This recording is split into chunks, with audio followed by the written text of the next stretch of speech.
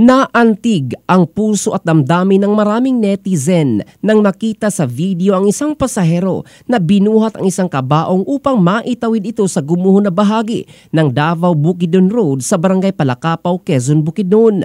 Una rito, nakuha ng isang elvert sa gisabal ng batak ang eksena kung saan napilitan ang mga pasahero na bumaba mula sa kanilang sasakyan dahil sa pagkasira ng kalsada at maglakad upang makatawid sa kabilang dulo o panig kung saan naghihintay ang ibang mga sasakyan.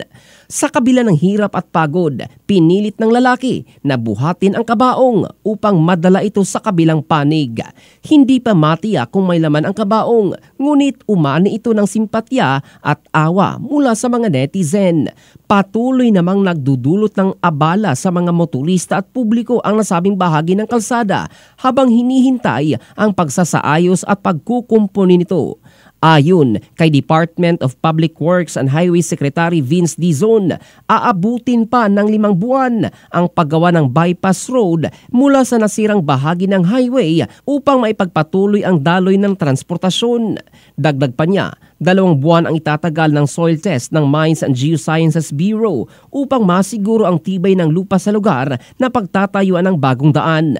Habang hinihintay ang resulta, iniutos na din ni Dizon sa DPWH Region 10 na gumawa ng pansamantalang hagdan at handrail sa loob ng 1 linggo upang mapadali at masiguro ang ligtas na pagtawid ng mga pasahero na lilipat ng bus sa magkabilang panig ng natabunang highway na nagdudugtong sa Davao City at ibang bahagi ng Northern Mindanao. In the heart of changing lives, ito si Jofel Candado ng Brigada News Philippines, the Music and News Authority.